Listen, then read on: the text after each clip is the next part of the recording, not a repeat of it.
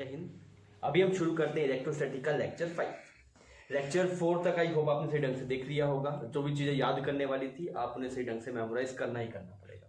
मैंने लास्ट में एक सवाल देके आपको छोड़ा था, जो कि मैंने बहुत बढ़िया सवाल, गलती होने के पूरे चांस है। तो देखते हैं कि आपने वो सवाल सही किया है कि नहीं। सवाल क्या था, आपके पास यहाँ पे ऐसे यहाँ से एक वायर शुरू हो रही थी और इन्फिनिटी तक जा रही थी, क्लियर। और आपसे बोला गया इस पी पॉइंट पे आपके पास EFI कितना, मतलब इलेक्ट्रिक फील्ड इंटेंसिटी कितना होगा। तो मैंने बोला है मुझे फॉर्मूला पता है, EX का फॉर्मूला कितना आता है, EY का फॉर्मूला कितना आता है, मुझे याद है। क्या आता है EX का फॉर्मूला? EX का फॉर्मूला था K लैम्डा बाई डी, या फिर R भी बोल सकते हैं आप उसे, K lambda by D integration of cos theta D theta. EY का फॉर्मूला था K lambda by D integration of sine theta D theta.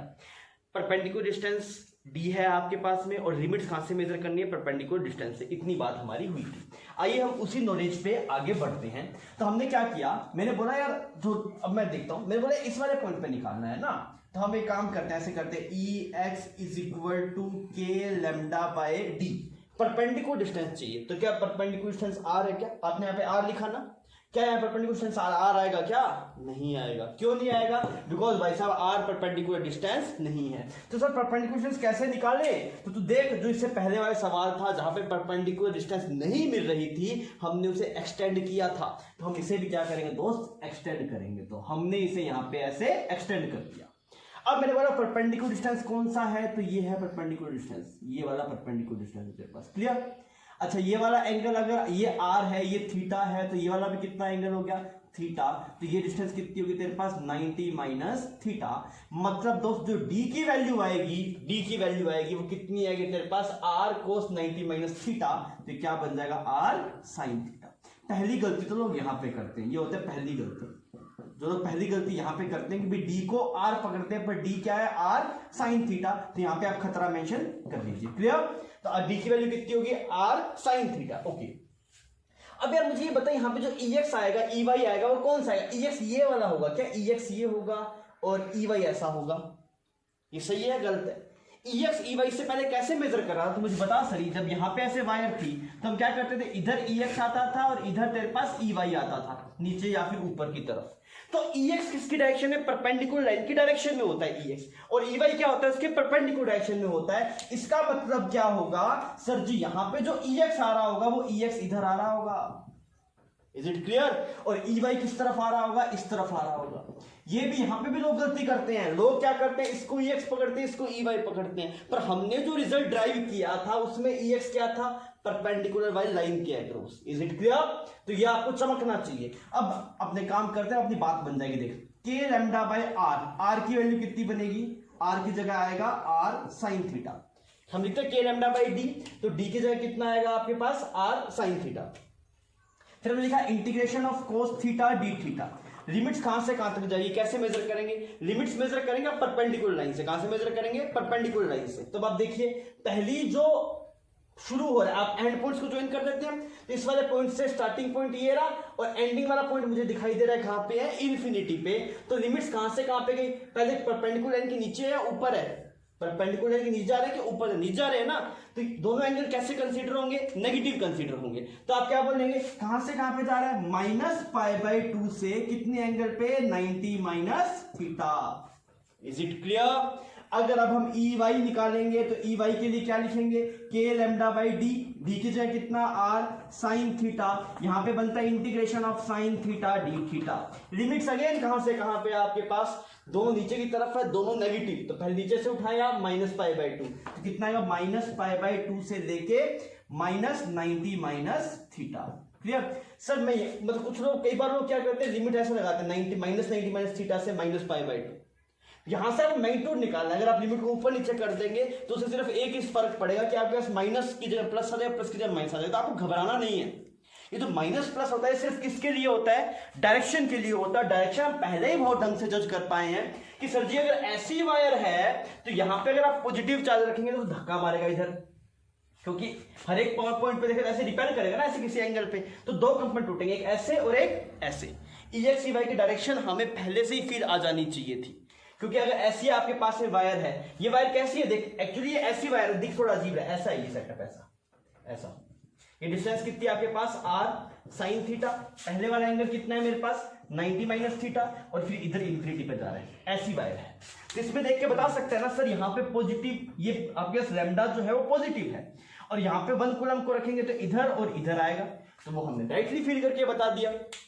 तो कभी भी तेरे पास एक्सप्रेशन में नेगेटिव आ जाए तो उसमें ऑब्वियसली कुछ मतलब हो सकता है हमने लिमिट्स उल्टी लगा दी हो, यहां से यहां लगा दी हो, उससे घबराना नहीं है। कोशिश कीजिए, अब जो पैटर्न बताया वैसे ही फॉलो कीजिए, तो माइनस माइनस नहीं आएगा। फिर भी कभी आ जाए तो घबराना नहीं है। माइनस सिर्फ किसके लिए है? डायरेक्शन के लिए है। तो आप बताइए भाई कमेंट सेक्शन में कि आपका सवाल सही हुआ या फिर गलत हुआ। ये अच्छा सवाल था, अगर आपने ये सही किया तो आप मानिए अब आप इस एक लाइन चार्ज की वजह से EFI निकालने में आप विश्वास मानिए आप नहीं फंसेंगे। ठीक है, अब आप इसे छाप लीजिए, फिर हम चलते हैं अगले वाले वीडियो में। तो अभी हम नेक्स्ट आर्टिकल कर रहे हैं जिसका नाम है electric field intensity due to circular arc. अगर आप थोड़ा सही ढंग से दिमाग में सोचेंगे ना तो हमने कुछ है ना या नहीं किया ना। शुरू में हम थोड़ी सी प्रॉपर्टीज बात कर रहे थे, वो लेक्चर डिफरेंट था ना। उसके बाद में हमने कूलम्ब्स लॉ किया, और अभी तक हम कूलम्ब्स लॉ ही कर रहे हैं, मतलब उसके फॉर्मेट बदल दिया पर हम कर अभी तक कूलम्ब्स लॉ ही रहे हैं। शायद ये आज का पूरा लेक्चर इसी में चला जाए। एक बात समझ दो, कूलम्ब्स लॉ तुझे आइडिया लगा। EFI और कूलम्ब्स लॉ में क्या डिफरेंस था? कोई डिफरेंस नहीं था भाई। वहीं पे भी कूलम्ब्स लॉ लगाना था, पर वहां पे फोर्स पर यूनिट चार्ज निकालना था, उसको EFI बोल दिया। अब मान ले मैं तो लाइन चार्ज ना पढ़ाता तब भी तू EFI निकाल सकता था ना, पर उसके लिए कैसे बार बार इंटीग्रेशन करना पड़ता। और सवाल आते हैं तो हमें पता था बार बार बच्चा इंटीग्रेशन करेगा तो वो बहुत टाइम टेकिंग हो जाएगा। तो हमने क्या करा, उसके फॉर्मूलेज बना दिए, वो स्टैंडर्ड लोग बताते भी है। ऐसे ही सेम ये है। अब मैं आपसे पूछ रहा हूँ EFI due to circular arc, तो यार आप मुझे किसी शेप के बारे में पूछ लो, मैं एलिमेंट ले लेके निकाल दूंगा। पर हमें पता है इसके सवाल आ जाते हैं तो बच्चा वहां पे बैठ के इंटीग्रेट नहीं कर पाएगा, तो उसके लिए हमें रिजल्ट बताने पड़ते हैं। तो हम एक ही चीज कर रहे हैं कि भाई साहब कूलम्ब्स लॉ को जो हमने लगाया था पहले EFI निकालने में लगाया था, अब वही अलग अलग शेप की वजह से हम EFI निकाल रहे हैं। हम कुछ नया नहीं कर रहे हैं। मान लीजिए सर मैं किसी का फॉर्मूला भूल गया तो इंटीग्रेट कर सकता है, पर प्रैक्टिकल बात यह है कि एग्जाम में बैठ के इंटीग्रेट करना संभव नहीं है। इतना टाइम ही नहीं होगा आपके पास में, आपको मतलब एक छोटे टाइम इंटरवल में बहुत सवाल करने रहते हैं, तो उसलिए फॉर्मूले याद करने पड़ते हैं। इसीलिए हम इसके नोट्स में लिखवा रहे हैं ताकि आप इसे याद कर लें। कुछ नया नहीं है ना, ये जो आप पहले अभी कर रहे हैं उसी को हम अलग अलग फॉर्मेट में प्रैक्टिस कर रहे हैं। पहले लाइन चार्ज देखा, अब सर्कुलर देखा। हम क्या करें, रिजल्ट को याद कर लेंगे ताकि सवाल आए तो खटाखट उसको फोड़ दिया जाए। अब देखा सर्कुलर आर्क की वजह से मुझे पूछा। हमेशा जब भी आप कुछ चीज सीख रहे हैं ना तो आप एक मतलब मोनोटोनस मत हो जाइए। आप चीजों में सोचिए यार ये क्यों पढ़ रहे हैं, क्या लॉजिक है, ये किससे रिलेट हो रहा है, तो आप ये दिमाग में एक बढ़िया पिक्चर बनेगी। तो हमें सर्कुलर आर्क की वजह से बोला, तो मैंने बोला एक सर्कुलर आर्क बना देता हूं। ऐसे सर्कुलर आर्क बना दिया, फिर ऐसे सर्कुलर आर्क है, इसका सेंटर कुछ यहाँ पे है, यहाँ पे कुछ सेंटर। क्लियर? मैंने पूछा क्या निकालना क्या है, उसे बोला EFI निकालना है। मैंने बोला कौन से पॉइंट पे निकालना है, सेंटर पे निकालना है। कौन से पॉइंट पे निकालना है, सेंटर पे। इसके अलावा कोई और पॉइंट पे निकाल पाना बहुत ही मुश्किल है। आपसे पूछेगा सिर्फ सेंटर पे, हमें सेंटर पे निकालना है। किसकी वजह से निकालना है, ये इसके पास क्या है, इसका चार्ज है। पहले जैसे लाइन चार्ज स्ट्रेट था, अब की बार जैसे आर्क की फॉर्म में है। तो चार्ज कैसे दिखाई देगा, यहाँ पे लिखा हुआ होगा ऐसे प्लस लैम्डा या माइनस लैम्डा, फिर प्लस लैम्डा लिखा हुआ होगा। अब मुझे क्या निकालना है, ओ पॉइंट पे EFI निकालना है। अच्छा जी, EFI कैसे निकालता था? EFI निकालने के लिए मास्टर ने ज्ञान दिया था कि जहां पे EFI निकालना हो ना, वहां पे कितना चार्ज मान ले, पॉजिटिव 1 कूलम, फिर फोर्स निकाल दे, फिर डिवाइड बाय 1 कूलम कर दे। ऐसे ही करता आ रहा था अभी तक। मतलब सर यहाँ पे मुझसे पूछा गया यहाँ पे EFI कितना है, तो चल हम कुछ नहीं करते ना, एक बार शांति से बैठते हैं। तो शांति सोच के मुझे ये बता EFI की मैग्नीट्यूड कितना है, और बाद गणित का खेल है वो देखेंगे एक बार। वो डायरेक्शन बता दे खाली EFI की, कि यहां पे इस O वाले पॉइंट पे EFI का डायरेक्शन किस तरफ आएगा। देख डायरेक्शन बहुत इंपॉर्टेंट है ना, जितना मैग्नीट्यूड इंपॉर्टेंट है उतना ही डायरेक्शन इंपॉर्टेंट है। कई बार लोग मैग्नीट्यूड निकाल लेते हैं पर डायरेक्शन में फंस जाते हैं। तो भाई साहब अगर आप डायरेक्शन में गोल हो गए तो मतलब बनता नहीं है, और डायरेक्शन आपको बहुत ही खूबसूरती से दिखाई देगी। आप सिर्फ देखिए आपको चमक जाएगा। अब मुझे बता यार कि यहां पे EFI की डायरेक्शन किस तरफ होगी, तो तू क्या बोलेगा कि सर जी देखो यहां वाला जो पार्टिकल होगा, यहां वाला, जैसे मान लो इसको मैं बाइसेक्टर बना लेता हूं, इस वाले एंगल का बाइसेक्टर बना लेता हूं। मान लो ये वाला एंगल इसका बाइसेक्टर हो गया, बना दिया बाइसेक्टर। ये वाला एंगल ऐसे मान लिया अल्फा, और ये वाला एंगल मान लिया ऐसे अल्फा। क्लियर है इतनी बात? ये पूरा एंगल गिवन होगा तो हम θ/2 मान लेंगे, या फिर इसको एक काम करते हैं, इस पूरे एंगल को थीटा मान लिया तो ये वाला एंगल कितना हो जाएगा θ/2, और ये वाला एंगल भी कितना हो जाएगा θ/2। ये पूरा एंगल आर्क का थीटा है। तो मुझे एक बात तो चमकती है कि सर जी जो यहां वाला पोर्शन होगा, इधर वाला पोर्शन, वैसा ही इसके इस तरफ वाला पोर्शन भी है। तो क्या होगा कि ये जो फोर्स लगा रहा होगा वो कुछ ऐसे लगा रहा होगा, उसके दो कंपोनेंट बन रहे होंगे, एक इधर बन रहा होगा, एक इधर बन रहा होगा। सिमिलरली ये भी किधर लगा रहा होगा, इधर लगा रहा होगा, दो बन रहे होंगे, एक इधर और एक इधर। ये वाले जो कंपोनेंट होंगे वो आपस में कैंसिल आउट हो जाएंगे। ये तो सीधा फिर कैसे समझ में आएगा सर जी, इसकी वजह से जो EFI आएगा वो किस तरफ आएगा, एंगल बाइसेक्टर की लाइन में आएगा। ये बात अपने आप में बहुत बड़ी है। वैसे ढंग से सुन, एक तेरे पास जब लाइन चार्ज था तब EX था, EY था, यहाँ पे EX EY का कोई चक्कर नहीं है। यहाँ पे E नेट आएगा, सीधा सीधा E नेट आएगा, वहां पे सीधा E नेट नहीं आता। वहां पे EX निकालते हैं, EY निकालते हैं, under root of EX square EY square is equal to E net होता है। पर यहाँ पे भाई साहब सीधा क्या आएगा, E नेट। और E नेट किस तरफ आएगा, एंगल बाइसेक्टर की लाइन में। ये बात भाई साहब दिमाग में बिठा ले, बहुत ही इंपॉर्टेंट बात है। क्या कि net EFI in circular arc, in circular arc, net EFI is in direction of angle bisector, angle bisector। और ये भाई साहब बहुत काम की बात है, मतलब बहुत है काम की बात है, ध्यान रखना। ये बहुत कैसे लिखते, बहुत काम की बात, बहुत काम की बात, इसे भूलना नहीं है। और इस बात को फील करके देख तू यार, यहां वाला बोल रहा है मैं इधर धक्का मारूंगा, मेरे दो कंपोनेंट इधर और इधर, और ये बोल रहा है मैं इधर धक्का मारूंगा, ये और ये दोनों आपस में लड़ मिलके कट गए, सिर्फ इस तरफ एंगल बाइसेक्टर की तरफ आएगा। इतनी बात चमक रही है, डायरेक्शन तो भाई साहब अब हमें चमक गई। अब सर जी आप हमें मैग्नीट्यूड निकालना सिखा दो। मैग्नीट्यूड के लिए एक ही चीज है, क्या करो, element low. Sir centre of mass से मान ले, क्या नहीं मान सकते, क्यों, क्या रीजन है इस बात का, बिकॉज कूलम्ब लॉ किसके लगता है दोस्त, पॉइंट चार्ज की लगता है। बहुत बढ़िया सर, तो आइए इसको निपटाया जाए, आओ निपटाते हैं इसको। तो हमने क्या बोला, ये आर्क बन गया, यहां पे इसका सेंटर बन गया, एंगल हमें क्लियर है। तो हमने क्या किया, सबसे पहले एंगल बाइसेक्टर बनाया, बना दिया एंगल बाइसेक्टर। इस वाले छोटे से एलिमेंट की वजह से यहां पे ऐसे एक एलिमेंट पकड़ा। कैसा एलिमेंट है, सर्कुलर एलिमेंट है कि लीनियर एलिमेंट है, ये आर्क है ना तेरे पास छोटा सा। तो हमने माना सर जी ये वाला एंगल थीटा और ये वाला एंगल कितना, डी थीटा, ये वाला एंगल कितना, डी थीटा, और ये लेंथ कितनी, आर। अब मैं कर क्या रहा हूं, मैं ये कर रहा हूं भाई साहब, मुझे यहां पे EFI निकालना है, तो हर एक एलिमेंट की वजह से लेके इंटीग्रेट करना पड़ेगा। तो अब मेरे टारगेट में क्या, ये छोटा सा चार्ज पार्टिकल है। मैंने बोला छोटे चार्ज पार्टिकल का चार्ज कितना है, तो उसने बोला इसका चार्ज है, यहां पे क्या है, लैम्डा डिफाइन है ना यहाँ पे, तो एलिमेंट की क्या लिखनी पड़ेगी दोस्त, लेंथ लिखनी पड़ेगी। तो इसकी लेंथ कितनी है, r इंटू में डी थीटा, ये r की लेंथ होगी। तो ये dq कितना हो जाएगा, लैम्डा r डी थीटा। मतलब सर जिसका चार्ज पता लग गया। अच्छा, अगर इसका चार्ज पता लग गया तो इस चार्ज की वजह से यहाँ पे EFI बता। तो मैंने बोला ये तो मुझे सिंपल सी बात है, ये मुझे पता है कितना होगा, k dq divide by distance, तो वो डिस्टेंस कितनी है, r square. Is it clear, ये नेट EFI है, ये DE है। सर ये DE क्या है, ये इस छोटे से एलिमेंट की वजह से यहां पे आने वाला EFI है। तो छोटा EFI, इसलिए इसका नाम क्या है, DE। इसके अगर आप यहां साफ लगा देंगे, इंटीग्रेट कर देंगे, तो भाई साहब डी बड़ा होकर क्या बन जाएगा, ई बन जाएगा। बहुत बढ़िया। अब मैंने बोला ये वाला EFI है, तो आपने बोला सर जी ये वाला नहीं चाहिए, तो मैंने बोला क्या चाहिए, तो मैंने बोला सर जी इसके जो एंगल बाइसेक्टर के रूम चाहिए। मैंने कहा नहीं यार, इसका परपेंडिकुलर वाला भी तो आएगा, यहां वाला, इसका क्या होगा, तो बोले सर जी वो तो कट जाएगा ना। अरे चमक रही है ये बात। तो आप बोले सर जी ये वाला एंगल अगर थीटा, तो भाई साहब ये भी थीटा। तो अगर मैं पूछूं ई नेट तो तू क्या बोलेगा, इंटीग्रेशन ऑफ डी बोलेगा क्या, इंटीग्रेशन ऑफ डी बोलेगा क्या, नहीं बोलेगा इंटीग्रेशन ऑफ डी। तुझे सिर्फ कौन सा चाहिए, ये वाला, ये इधर वाला डी देखेगा तो उसको तो कोई ना कोई मार देगा ना। तो नेट EFI आएगा वो कितना है, integration of d cos theta.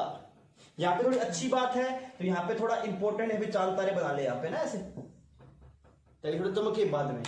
ठीक है साहब, अब इसको प्रोसीड किया जाए। तो लिखा E net is equal to integration, D की वैल्यू पुट कर दे, डी की वैल्यू कितनी है, के, डी क्यू कितना है, डी क्यू है लैम्डा आर डी थीटा। बहुत बढ़िया, lambda R D theta, K D Q divide by R square, और यहां पे क्या बना, कोस थीटा। मौका मिला तो आर ने आर को मार दिया। तो यहां पे जो ई नेट बना, ई नेट वो कैसा एक्सप्रेशन आ रहा है तेरे पास, वो आ रहा है के लैम्डा बाय आर। ये तो कांस्टेंट है दोस्त, ये के कांस्टेंट है, लैम्डा कांस्टेंट है, आर कांस्टेंट, सब बाहर आ गया। यहाँ पे क्या बच गया, integration of cos theta D theta. अरे इसको देखा है, ये मेरे लिए नया नहीं है, ऐसा फॉर्मूला मैंने देखा था, पर वहां पे क्या था, के लैम्डा बाई डी, यहाँ पे क्या, के लैम्डा बाय आर। इसलिए मैंने कुछ सवाल में बोला था डी को आर भी बोल सकते हैं, तो अगर आप उसमें भी अगर आप डी की बजाय आर यूज करेंगे तो थोड़ा दोनों सिमिलर हो जाएंगे, तो आपको अच्छा लगेगा देख के। वहां पे मैंने डी लिखवाया था, डी परपेंडिकुलर डिस्टेंस था, यहाँ पे आर है, तो अगर आप चाहें तो वहां पे भी आप आर की फॉर्म में याद कर लीजिए, फिर वहां पे बोलेगा आर क्या है, परपेंडिकुलर डिस्टेंस। अच्छा अभी कहानी खत्म नहीं हुई, अभी लिमिट्स बाकी है। लिमिट्स बोलो यार, थीटा कहां से मेजर किया, थीटा एंगल बाइसेक्टर से मेजर किया। कहां से मेजर किया, एंगल बाइसेक्टर से। क्या ये वाला इधर जाएगा तो कितना एंगल आएगा, प्लस थीटा बाई 2, और पीछे भी जाना पड़ेगा तो वो कितना आएगा, माइनस थीटा बाई 2। तो आप क्या बोले, लिमिट कहां से कहां तक, माइनस थीटा बाई 2 से प्लस थीटा बाई 2। ये भाई साहब आपका फॉर्मूला हो गया। इसका रट्टा मारना है कि नहीं मारना, मारना है भाई, 12th में रट्टा मारना पड़ेगा, इसका रट्टा मारना है। Is it clear. अब सर जी थोड़ा सा इस फॉर्मूले को खोल के दिखाओ। अब सुन मेरी बात, के की वैल्यू पता है 9 इंटू में 10 टू द पावर 9, वो किसके बराबर आता है, 4 pi epsilon naught, 1 by 4 pi epsilon naught. Lambda क्या है, चार्ज पर यूनिट लेंथ। अच्छा ये आर क्या है, आर रेडियस है। क्लियर। यहां पे क्या हो गया, कोस थीटा डी थीटा, ठीक है। और ये लिमिट कहां से मेजर होगी, लिमिट कहां से मेजर होगी, एंगल बाइसेक्टर से। लिमिट कहां से मेजर होगी, एंगल बाइसेक्टर से। एंगल बाइसेक्टर की इस तरफ वाला माइनस थीटा बाई 2 और उधर वाला कितना, प्लस थीटा बाई 2। तो इसमें जो ना सब में ऐसा ही रहेगा, K lambda by R integration cos theta D theta, आप जो एंगल हो उसका माइनस प्लस आप कर देना। क्लियर है ये बात। ये वाला फॉर्मूला याद करने में आसानी होगी बिकॉज ये ईएक्स से मैच कर रहा है। Is it clear. तो यहां पे हम एक बात लिख देते हैं, क्या, लिमिट, इंपॉर्टेंट बात है भाई, नीचे लिखी जा रही है पर बात इंपॉर्टेंट है। लिमिट कहां से मेजर करनी है, लिमिट एंगल बाइसेक्टर से मेजर करनी। तो जो लिमिट जो है वो एंगल बाइसेक्टर से मेजर करनी। लिमिट का मतलब क्या है, ये वाले एंगल ना जो लिमिट्स में आपको लगाने हैं वो कहां से मेजर करनी है, एंगल बाइसेक्टर से। अगर आप एंगल बाइसेक्टर की इस तरफ हो तो नेगेटिव और इस तरफ हो तो पॉजिटिव, इसमें कोई दिक्कत नहीं आएगी बिकॉज हमेशा लिमिट माइनस थीटा बाई 2 से प्लस थीटा बाई 2 ही जाएगी। ठीक है। अब आइए आप इसको छाप लीजिए, ये चीज इंपॉर्टेंट है। हमने किसकी वजह से EFI निकाला, एक सर्कुलर आर्क की वजह से, और ये रिजल्ट किसके जैसा आ रहा है आपके पास, EX के जैसा आ रहा है, तो आपको याद करने में आसानी होगी। अच्छा एक और बात लिख लेते हैं कि डायरेक्शन ऑफ EFI, सेकंड जो लास्ट में आप खतरा करके पॉइंट मेंशन करेंगे ना, तो पहला पॉइंट ये मेंशन करना, दूसरा पॉइंट क्या मेंशन करना, ये वाला कि जो नेट EFI की डायरेक्शन होगी वो किसकी तरफ होगी, एंगल बाइसेक्टर की तरफ। ये वाला पॉइंट आप यहाँ पे मेंशन कर देना। आप इसे छापिए, सही ढंग से नोट कीजिए, आप चाहें तो आप इसे खुद ड्राइव कर लीजिए, फिर अपने आइए नेक्स्ट वाली स्लाइड पे बढ़ते हैं। अभी हम निकालते हैं EFI due to semicircular arc. मतलब जो अभी हमने निकाला था वो क्या था, एक आपके पास कोई भी आर्क था उसकी वजह से, जनरल कोई भी आर्क हो उसकी वजह से EFI। अभी हम उसमें स्पेशलाइजेशन कर लेते हैं सेमी सर्कुलर आर्क का। जैसे हमने पहले वहां पे क्या निकाला था, पहले निकाला था फाइनाइट वायर की वजह से EFI, फिर हमने उसमें इनफाइनाइट निकाला, सेमी इनफाइनाइट निकाला, स्पेशल केस निकाल लिया। तो ये वाला भी आपका स्पेशल केस है किसका, सर्कुलर आर्क का। आई होप आप इसे कर सकते हैं। मैं थोड़ा सवाल बता देता हूँ फिर आपके हाथ में छोड़ दूंगा सवाल। ये सवाल से सेमी सर्कुलर आर्क है, मैंने कहा पहले तो बनाओ, बना दिया, अच्छा लग रहा है देख के, ठीक। ये वाला सेंटर पॉइंट है, इसका नाम क्या है, सेंटर। इसकी डिस्टेंस कुछ गिवन है सवाल में R। मैंने क्या करना है, उससे बोला EFI निकालना है। मैंने कहां पे निकालना है, सेंटर पे निकालना है। स्पेशली मेंशन नहीं है पर सेंटर पे निकालना है। मैं बता रहा हूं, यहाँ पे नहीं लिखा, मैं बता रहा हूं कहां पे निकालना, सेंटर पे। इसके अलावा कहीं और हम निकाल भी नहीं पाएंगे। इसको थोड़ा सा इधर कर देते, सेंटर यहाँ पे अच्छा लग रहा है, सेंटर ना मिड में, ये सेंटर है ऐसे, ठीक है। इसका नाम है, इस पॉइंट पे सेंटर का नाम है O पॉइंट पे EFI निकालना है। किसकी वजह से निकालना है, यहाँ पे जो सेमी सर्कुलर आर्क है ना आपके पास, इसकी वजह से। ओके, यहाँ पे इस पे कुछ lambda charge distribute, lambda charge per unit length है इस सेमी सर्कुलर आर्क के ऊपर। पहला सबसे पहले तो आपको ये करना चाहिए, आपको ये बताना चाहिए भाई EFI आएगा किस तरफ। डायरेक्शन पहले बहुत ढंग से क्लियर चमकनी चाहिए, बता किस तरफ आएगा, बता देगा भाई, कोई बता देगा, थोड़ा सा बुद्धि लगाएगा कोई बता देगा। सोच के देख। वैसे तो मास्टर बहुत लास्ट वाली वीडियो में मैंने बहुत गीत गाया, कहां पे निकालना है, एंगल बाइसेक्टर के लोग आएगा, बताया ना ऐसे बार बार। मतलब खुद ही फील कर सकता है भाई, इधर वाले की वजह से जैसे इसको दो हिस्से में तोड़ दे यहाँ से, तो इधर वाले की वजह से कुछ ऐसा एंगल पे आ रहा होगा, तो एक ये वाला एक ये वाला, इधर वाले की वजह से ऐसा ऐसा आ रहा होगा, तो ये कैंसल आउट हो जाए, सिर्फ इस तरफ आएगा। तो सीधी सीधी बात समझ, मास्टर ने इससे पहले बताया था कि एक सर्कुलर आर्क की वजह से ईएफआई किस तरफ आता है, एंगल बाइसेक्टर की तरफ आता है, और इसका एंगल बाइसेक्टर कहां पे होगा दोस्त, यहां पे होगा। बना दिए किस तरफ होगा, यहां पे होगा। अब बता दो इसकी वजह से ईएफआई किस तरफ आएगा, मतलब ये डायरेक्शन पता लगी, ये ई नेट की डायरेक्शन है। अब इसकी वैल्यू निकाल के बता। अब वैल्यू तू निकाल, फिर अपने इसको डिस्कस करते हैं। सोल्व कर, इसको सोल्व करके मुझे ई नेट की वैल्यू बता।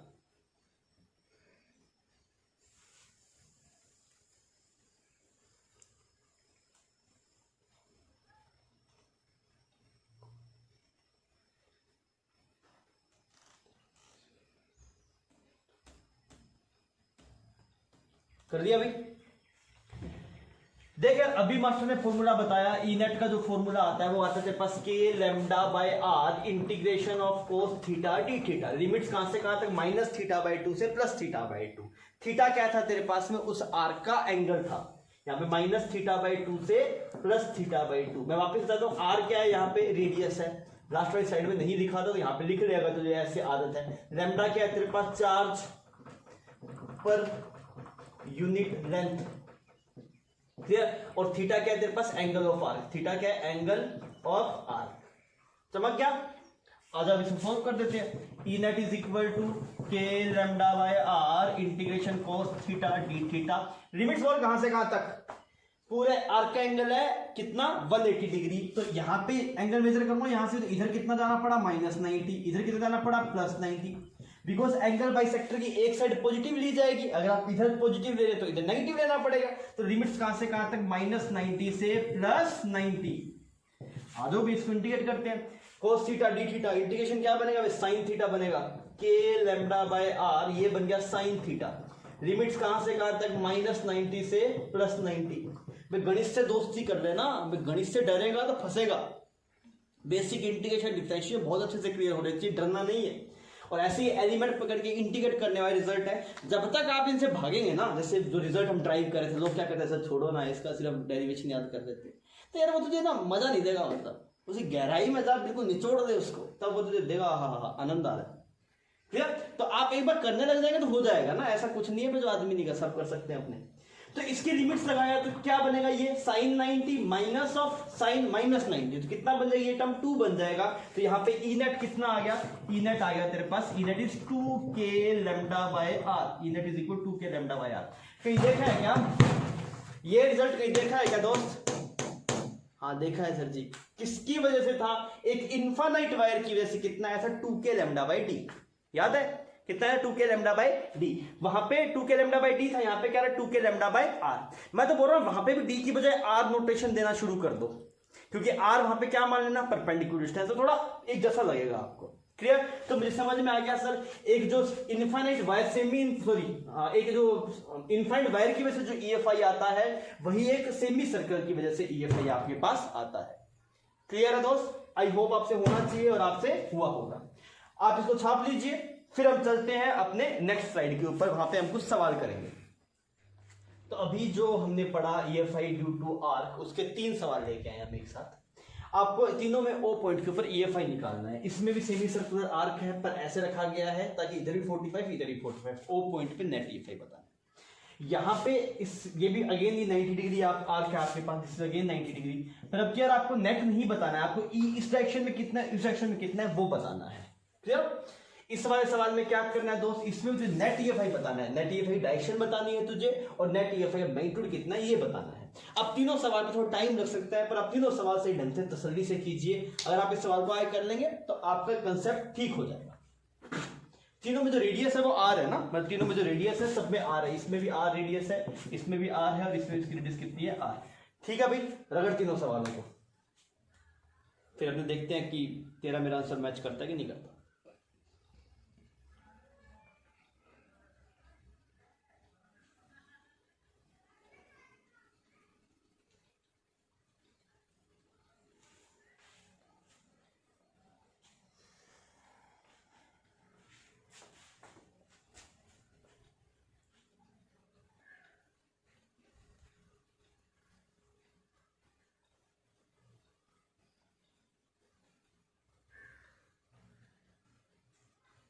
करें। तो यार पहली बात तो डायरेक्शन पहले निकाल लेते हैं, डायरेक्शन का काम कर लेते हैं, वो थोड़ा आसान भी है। किस तरफ आता है एक सर्कुलर आर्क की वजह से नेट ईएफआई, किस तरफ आता है दोस्त, एंगल बाइसेक्टर की डायरेक्शन में। तो यहां पे किस तरफ आएगा, यहां पे एंगल बाइसेक्टर इधर आएगा, ई नेट, खत्म बात, क्लियर। पहले इसी को प्रोसीड कर रहे हैं, ए वाले पार्ट को। ई नेट की डायरेक्शन पता लगी, थोड़ी छोटी कर देते हैं डायरेक्शन, यहाँ पे ऐसे ई नेट आ गया एंगल बाइसेक्टर की डायरेक्शन में। और ये सिंपल है, इसका जो फॉर्मूला है वो कितना आता है, K lambda by R integration of cos theta D theta. Limits बता कहां से कहां तक, -45 डिग्री से +45 डिग्री। इंटीग्रेशन करना आना चाहिए, तो आप बोलेंगे ये वैल्यू बन जाएगी के लैम्डा बाई आर, ये इंटीग्रेशन ऑफ कोस थीटा क्या बन जाएगा, साइन थीटा। कहां से कहां तक, -45 डिग्री से +45 डिग्री, क्लियर। अच्छा, अगर ऐसा हो गया आपके पास तो ये कितना बन जाएगा, के लैम्डा बाई आर, और ये वाली वैल्यू बन जाएगी 1/√2, और यहां पे बनेगा तो ये भी 1/√2 बन जाएगा। तो पूरा एक्सप्रेशन क्या बन गया ई नेट का, ई नेट में इसमें जो आंसर आए थे पहले √2 k lambda by r, E net क्या आ गया, √2 के लैम्डा बाई आर। ये रिजल्ट याद है क्या, √2 के लैम्डा बाई कहीं पे आया था क्या, हाँ आया था, कहां पे आया था, एक सेमी इनफाइड वायर की वजह से ना, इधर के लैम्डा बाई आर, इधर के लैम्डा बाई आर, नेट कितना, √2 के लैम्डा बाई आर। तो इसका रिजल्ट उससे मैच करता है। इज इट क्लियर, या कैसे ई नेट आ गया, सिंपल था, इसमें कोई गलती है तो आप वो देख लीजिए आप ढंग से। आपको आपने अगर कोई भी गलती की है तो आप जो भी आप गलतियां कर रहे हैं ना वो अपनी कॉपी के साइड थोड़ा नोट करते रहिए, ताकि आप जब भी आप नोट्स रिवाइज करेंगे तो आपको चमके, मैं यहाँ पे गलती करता हूं तो एग्जाम में करना नहीं है। देख दोस्त, जो भी तू पढ़ रहा है ना वो ऐसा पढ़ जो तू 1 साल तक रिवाइज रख सके, या फिर 1 साल तक तुझे याद रह जाए वो बात। आज जो बात तूने समझी होगी मे भी शायद वो 1 साल के बाद में, मतलब क्योंकि टाइम गैप अच्छा खासा है ना, अभी एग्जाम में बहुत टाइम है आपके लिए, 1 साल का तो टाइम है ही। तो आपको जो चीज लग रहा है ये चीज अच्छी थी अभी दिमाग में है, पर हो सकता है आप भूल जाए। जो भी चीज आपको अच्छी लग रही है या फिर लग रहा है कुछ गलती हो सकती है, तो आप कॉपी में नोट करते रहिए साथ साथ में। आइए अब इसमें चलते हैं। इसमें मुझे बोला है EX निकालो EY निकालो, मैंने बोला EX EY हमें नहीं पता। EX EY का जो फॉर्मूला था वो एक लाइन चार्ज के लिए था, इसके लिए आर के लिए कोई EX EY नहीं है, कोई बात नहीं है। तो नेट तो पता है ना, हाँ नेट पता है, तो कंपोनेंट ब्रेक कर लेंगे बाद में। तो हमने बोला सबसे पहले वो डायरेक्शन बताओ, इसका काम हुआ, यहां पे कर दिया। अब इसमें देखते हैं, इसमें जो नेट EFI आएगा वो किस तरफ आएगा, एंगल बाइसेक्टर की तरफ आएगा। तो कहां इसका एंगल बाइसेक्टर, तो यहां पे ये लाइन ऐसे बना दी, दिस इज एंगल बाइसेक्टर, मतलब इस तरफ ई नेट है। पर लोगों ने बोला सर जी ई नेट नहीं चाहिए, EX EY चाहिए। कोई बात नहीं, पहले ई नेट निकाल ले, फिर कंपोनेंट ब्रेक कर लेना। ये एंगल पता नहीं, ये वाला एंगल 45 डिग्री, ये वाला एंगल 45 डिग्री। तो आओ अब ई नेट निकालते हैं। ई नेट का एक्सप्रेशन जो बनेगा that is again k lambda by are integration of cos theta D theta. Limit कहां से कहां तक, अगेन -45 से +45। अरे साहब ये मैंने तो अभी करी है, सीधा रिजल्ट लिख देते हैं। तो ई नेट कितना आएगा तेरे पास, ई नेट आएगा √2 k lambda by are, √2 k lambda by are. अगर ये √2 के लैम्डा बाय आर आ गया तो ये EX कितना बनेगा तेरे पास, EX है ई नेट cos 45, cos 45 कितना होगा 1/√2, तो ये क्या बचेगा के लैम्डा बाय आर, मतलब ये आया k lambda by are EX, और ये भी कितना आया k lambda by r. Is it clear, और इन दोनों नेट कितना आ रहा है √2 के लैम्डा बाय आर। तो कभी तुझे बस नेट डायरेक्शन निकाल लेना, नेट EFI का मैग्नीट्यूड निकाल लेना, फिर आगे हम प्रोसीड कर देंगे, ठीक है। अब ये थर्ड वाला केस है, इस वाले केस में बोला O पॉइंट पे EFI बताओ, ठीक है जी, ये 2 केस हो गए। अब तीसरे वाले पे चलते हैं। बता पेन उठा के करें सीधा रगड़ दें, सीधा रगड़ दें क्या, थोड़ा सोच के देखेंगे एक बार। एक तो भाई सीधा जो तरीका अभी हम करते हैं उससे कर देते हैं। नेट EFI किस तरफ आएगा, यहां पे आएगा ऐसे, इस तरफ ऐसे, ये वाला इस तरफ आएगा नेट EFI एंगल बाइसेक्टर की डायरेक्शन में। फॉर्मूला यहां पे ई नेट आ गया, इस तरफ डायरेक्शन पता लग गई 45 डिग्री पे, इसका एंगल बाइसेक्टर ऐसे ही बनेगा ना, ठीक है। लिमिट्स लगा देते हैं, लिमिट्स लगाओगे तो क्या आएगा k lambda by are integration of cos theta D theta, ये ई नेट है ना। लिमिट कहां से कहां तक, ये वाला एंगल बता तो कितना हुआ तेरे पास, ये पूरा एंगल कितना है, पूरा एंगल बता सकता है क्या, ये तेरे पास में आएगा, ये वाला एंगल आएगा 135 डिग्री और ये वाला एंगल भी आएगा 135 डिग्री, टोटल 270 डिग्री है। तो लिमिट लगा दे -135 डिग्री से +135 डिग्री, और ई नेट को अगर सोल्व करेगा ना, सोल्व करेगा तो ये वैल्यू अगेन तेरे पास इतनी आएगी, that is √2 k lambda by r. तीनों ही केस में वैल्यू सेम आ रही है, तो प्रोसीड कर रहे आ जाएगा। ये तो था भाई साहब जो मास्टर सिखा रहा है वैसे ही काम करना। अगर आप थोड़ा सा दिमाग का यूज करेंगे, मतलब आउट ऑफ द बॉक्स सोचेंगे, तो आप क्या बोलेंगे, सर जी क्यों ना यहाँ पे एक नकली वायर लगा देते हैं, एक नकली ऐसे नकली आर्क बना देते हैं। ऐसा नहीं था, हमने बना दिया, और इस पे भी लैम्डा मान लो, इस पे भी कितना मान लो, लैम्डा मान लो। तो अब देख इस पूरे की वजह से सेंटर पॉइंट पे कितना आ रहा है, 0, क्योंकि एक पूरे रिंग की वजह सेंटर पे 0 आएगा ना। क्यों, क्योंकि ये इधर कर रहा हो इधर कर रहा हो, तो पूरे सेंटर पे 0 आएगा। गणित से ही पूछ ले, लिमिट कहां से कहां तक जाएगी तेरे पास, उसमें जाएगी -π से एक, मतलब कुछ जाएगा ही नहीं, वैसे -π से +π लगा दे 0 आ जाएगा तेरे पास अपने आप। तो फील भी कर सकता है कि भाई साहब मान लो पूरी रिंग होती तो पूरी रिंग की वजह सेंटर पे कितना आएगा आपके पास, 0 आएगा। ठीक है, इसका मतलब क्या हुआ, इसको जोड़ने से, इतनी सा आर्क का पार्ट जोड़ने से यहां पे नेट 0 बन गया। इसका मतलब क्या, इसकी वजह से जितना EFI था, इसकी वजह से जितना EFI था उतना ही इसकी वजह से होगा, और दोनों अपोजिट डायरेक्शन में होंगे, तभी तो यहां पे 0 बनेगा। अच्छी बात कर रहा है ना, चमकनी चाहिए। वापिस सुन मेरी बात को, मैं बोल रहा हूं हमें इसकी वजह से निकालना था। मैंने बोला अगर इतना पार्ट और जोड़ दूंगा तो ये रिंग कंप्लीट हो जाएगी, और सेंटर पे EFI कितना हो जाएगा, 0 हो जाएगा। इसका मतलब क्या भाई साहब, इसकी वजह से जिस डायरेक्शन में EFI आ रहा था, इसकी वजह से उसके अपोजिट डायरेक्शन में उतना ही आया होगा, तभी तो 0 बना। तो इसकी वजह से जो EFI आ रहा है वो हमें पता है, अभी हम निकाला है कितना, √2 k लैम्डा बाय आर। तो मैंने बोला इसकी वजह से EFI किधर, इधर, कितना, √2 k लैम्डा बाय आर। पर हमें इसकी वजह से नहीं पूछा, इसकी वजह से पूछा। तो इसकी वजह से क्या होगा, इतना ही होगा, इसकी अपोजिट डायरेक्शन में होगा, कितना होगा, √2 k लैम्डा बाय आर। तो आप इसे कैसे भी कीजिए, दोनों तरीके से ये सवाल हो जाएगा। तो आप, आई होप आपने सही किया होगा। आइए हम इससे नेक्स्ट थोड़ा सा एक बार रिवीजन कर रहे हैं जितनी चीजें हमने पढ़ी है, उसके बाद में हम थोड़ा आगे बढ़ेंगे। तो आप इसे छाप लीजिए और आइए फिर हम आगे बढ़ते हैं। आइए अभी हम थोड़ा ना पुरानी यादें ताज़ा कर लेते हैं जो हमने इस चैप्टर में किया है।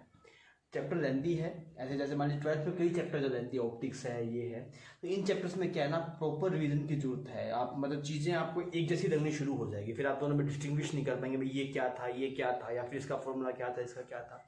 शॉर्ट नोट्स की डेफिनेटली आपको जरूरत पड़ेगी 12th के चैप्टर्स के लिए।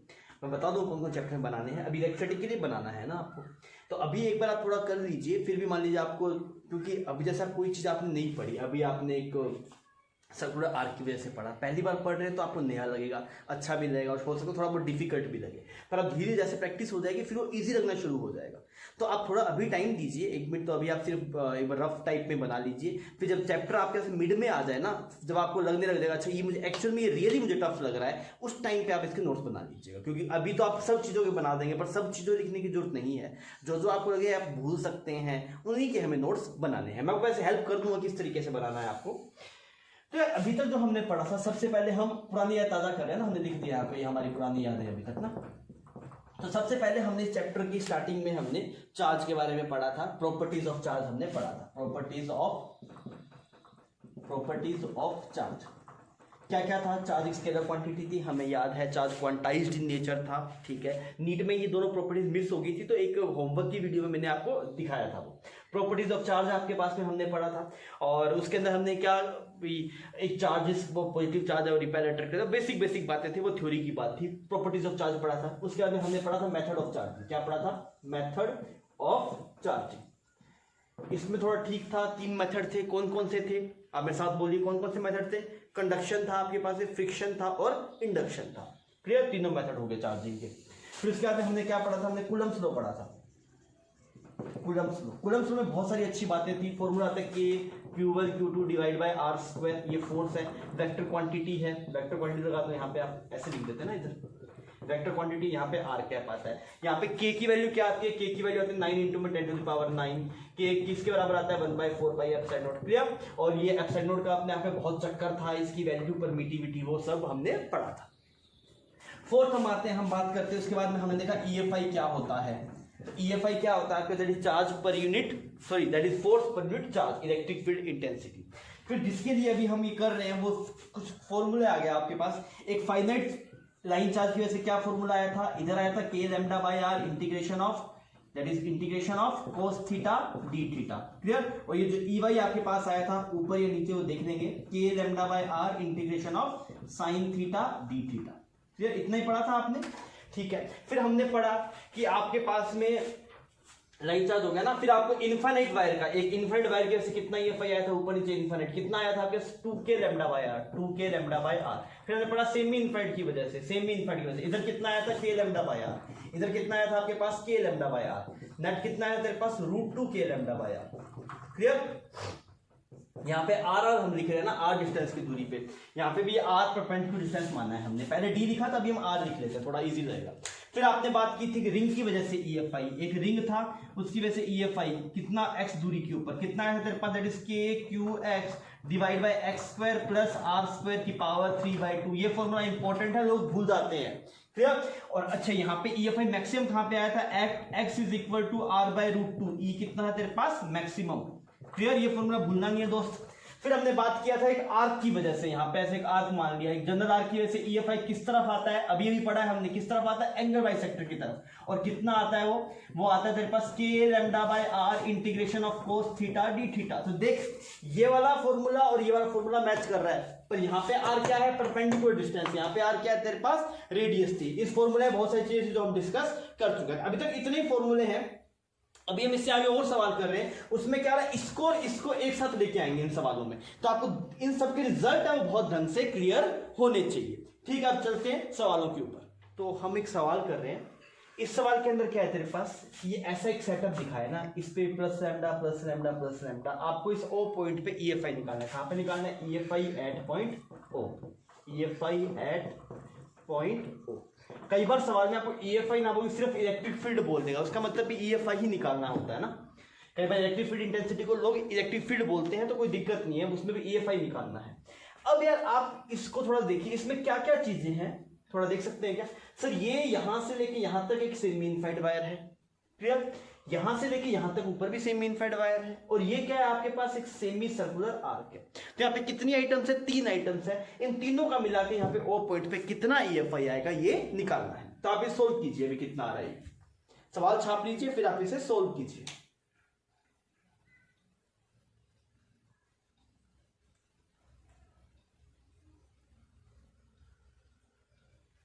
आई होप आपने कर लिया होगा। तो कुछ नहीं करना, हम बेसिकली चलते हैं। ये सेमी इनफाइनाइट वायर है ना, ये सेमी इनफाइनाइट वायर, इसकी वजह से EFI दिखा, तो इसकी वजह से रिजल्ट याद होना चाहिए आपको। सेमी इनफाइनाइट कितना आया था आपके पास, सेमी इनफाइनाइट का जो रिजल्ट आया था वो आया था इधर k लैम्डा बाय आर, और इधर भी कितना k lambda by r. Clear. तो मैंने बोला इस तरफ आएगा k लैम्डा बाय आर, और इधर भी कितना है नीचे k लैम्डा बाय आर। बहुत बढ़िया। ये किसकी वजह से हो गया, इस वाले की वजह से। अब इसकी वजह से निकाल, तो इसकी वजह से किधर आएगा, इधर k लैम्डा बाय आर, और नीचे की तरफ k lambda by r, net कितना हो गया 2k लैम्डा बाय आर। अभी तक किसके साथ काम हो गया, इसका हो गया, इसका हो गया, इसका बच गया। अब ये बता, एक सेमी सर्कुलर आर्क की वजह से कितना आता है, याद तुझे किस तरफ आता है, एंगल बाइसेक्टर में। तो मैंने बोला ऊपर की तरफ आएगा आपके पास, और कितना आएगा, तो एक सेमी इनफाइनाइट एक जो इनफाइनाइट वायर का जो रिजल्ट आता था वही इसका रिजल्ट आता है। हमने अभी चेक किया ना, तो कितना आता है आपके पास 2k लैम्डा बाय आर। तो यार इसने इसको मार दिया, खत्म, तो ये डायरेक्शन खत्म हो गया। इसने इसको मार दिया, तो सेंटर में नेट EFI कितना आ गया, E net at point O कितना आ गया तेरे पास, 0 आ गया। क्लियर। कुछ लोग इसके दूसरे अप्रोच से करते हैं कि आप इस सेमी इनफाइनाइट वायर को एक सेमी सर्कुलर रूप मान सकते हैं। ऐसा सुने तो आप घबराइएगा मत, पर ये मुझे ठीक लगता है, इसमें लोग कंफ्यूज नहीं होते। आप जैसे मैं कर रहा हूँ वैसे करिए। इसका एक और तरीका आपको देखने को मिल सकता है, कोई बोल सकता है भाई नहीं इसके अलावा भी मेरे पास एक तरीका है, वो तरीका मुझे ही पता है, पर वो तो कंफ्यूज कर देता है कई बार बच्चे को। तो हम एक बेसिक सी चल रहे हैं और हम काम को निपटा रहे हैं। अभी हम सवाल में थोड़ा बदलाव करते हैं, ये हो गया ना सिंपल सवाल। अब थोड़ा सा बदलाव कर देते हैं सवाल के अंदर। क्या बदलाव कर देते हैं, इसको बोल देते हैं माइनस लैम्डा, इसको प्लस बोलते रखते हैं, इसको माइनस कर देते हैं, इसको माइनस। सिर्फ यहां पे कितना हो गया माइनस, इससे पहले वाले का आंसर आ गया 0। ठीक है। अब मैंने सवाल को थोड़ा बदल दिया। सवाल में क्या करा कि इसका जो सेमी इनफाइनाइट वायर था इसका प्लस लैम्डा है, इसका ही प्लस लैम्डा, यहां पे कितना आ गया माइनस लैम्डा। अब जैसे मुझे प्रोसीड करके बता कि यहां पे जो सेंटर वाला पॉइंट है O, इसके ऊपर EFI कितना होगा। ओरली भी कर सकता है, तो ढंग सोचेगा तो बिना पेन उठाए भी रगड़ देगा सवाल को।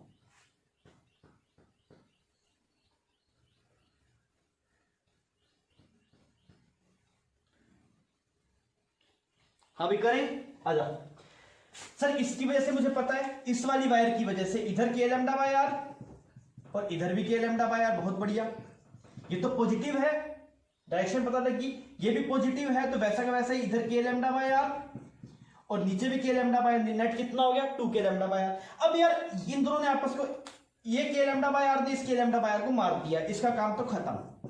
अब यार ये देख, अगर ये यहां पे तेरे पास सेमी सर्कुलर आर्क है और नेगेटिव है, अब तू ये बता यहां पे अगर तू EFI देखेगा तो EFI कैसे देखते हैं। मान लो यहां पे मुझे EFI निकालना है तो कैसे निकालेंगे, यहां पे पॉजिटिव 1 कूलम चार्ज रखूंगा तो इसको ये अट्रैक्ट करेगा, रिपेल करेगा। पहले पॉजिटिव था जब रिपेल कर रहा था, अभी कैसा है नेगेटिव, तो इसे अट्रैक्ट करेगा। सर क्या बदल जाएगा, EFI की डायरेक्शन बदल जाएगी। पहले जब पॉजिटिव था तो ऊपर की तरफ था, नेगेटिव है तो किस तरफ आएगा, नीचे की तरफ आएगा। तो इसकी वजह से भी एक +2 के लैम्डा बाय आर आएगा। ये तो से चमकना चाहिए, यहाँ पे चांद तारे बना दे। क्यों चमकना चाहिए, क्या डिफरेंट था यहाँ पे, पहली बार नेगेटिव लिखा। अभी तक हमने सब सवाल पॉजिटिव किए, अभी पहली बार हमने नेगेटिव लिखा। तो 2 k lambda bye 2 k lambda. E net कितना आ गया दोस्त तेरे पास, ई नेट आ गया कितना 4 के लैम्डा बाय आर और किस तरफ आ गया, नीचे की तरफ आ गया। इज इट क्लियर, ये सवाल सही है आपका। तो आइए थोड़ा इसमें और बदलाव करते हैं ताकि हमारी कंसेप्ट थोड़ा और स्ट्रॉन्ग हो सके। छाप लिया ना ये आपने, इसको मिटा रहा हूं मैं ना, ये मिटा देते हैं। यहाँ पे थोड़ा सा और बदलाव करते हैं, छोटी चीज बदलने से सवाल बदल जाता है। अब की बार दोस्त क्या करते हैं, तुझे पता क्या करेगा मास्टर, इसको एक को नेगेटिव कर देते हैं। चलो अब करो तो प्रोसीड।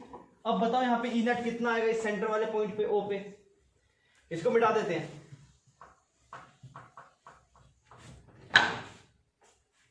सही होना चाहिए ना, गलत नहीं होना चाहिए। चल चल कर इसको।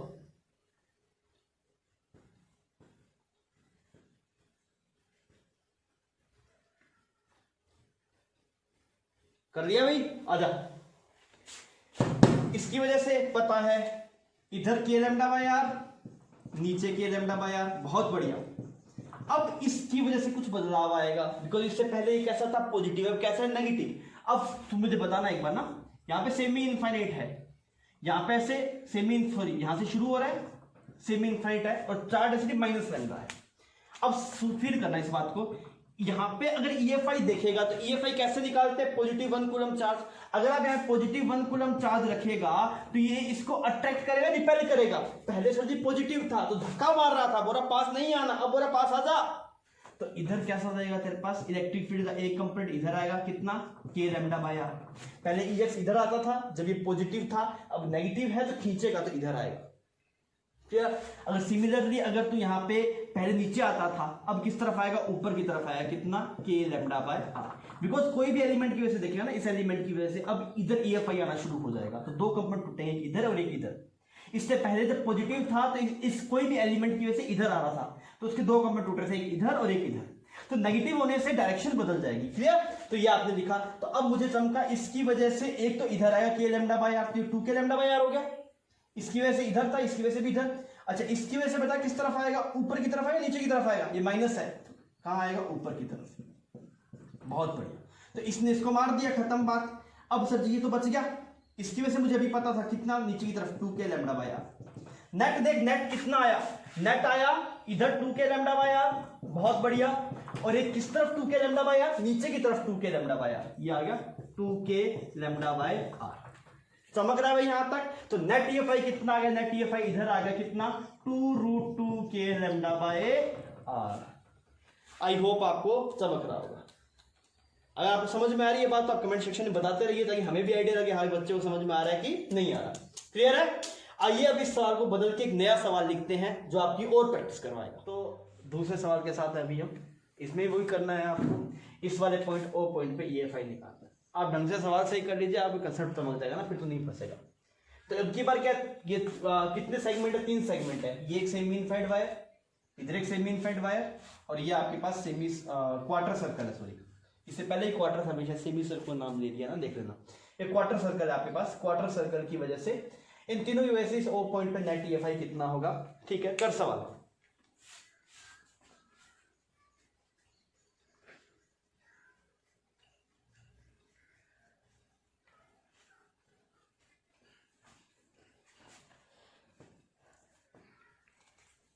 कर दिया होगा भाई, आ जाए अभी, आ जाए। तो ये को मिटा देते हैं ना, ये डिस्टेंस r मुझे याद होगी, इस O पॉइंट में मिटा देते हैं। अब देख सबसे पहले इसका काम करते हैं, ये सेमी इनफाइनाइट वायर है, इसकी वजह से बता इधर कितना k लैम्डा बाय r और नीचे की तरफ भी कितना k लैम्डा बाय r, लिख दिया, बहुत बढ़िया।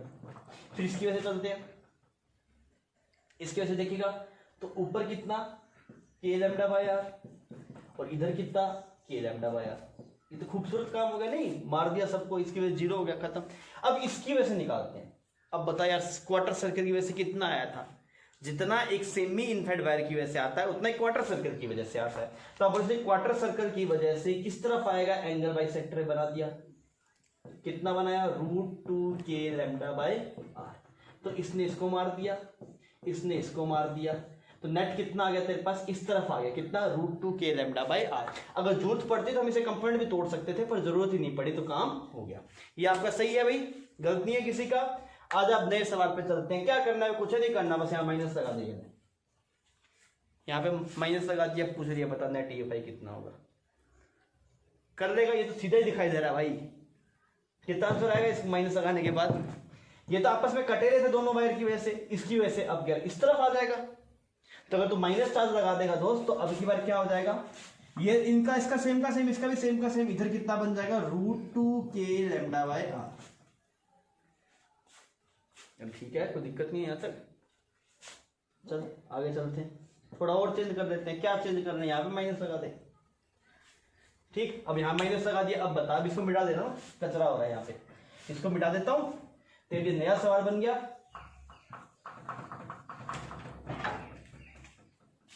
यहाँ पे सेंटर बना दिया, ये वाला पॉइंट हमने सिर्फ माइनस लगाया, सवाल बदल गया, एक यहाँ पे माइनस है एक यहाँ पे। ठीक है, अब इस O पॉइंट पे नेट EFI तू निकाल। फिजिक्स में यही बढ़िया ना, बस एक थोड़ा चेंज करा, सवाल बदल गया, बच्चा दुखी अपनी बनाएगा फिर लिखेगा।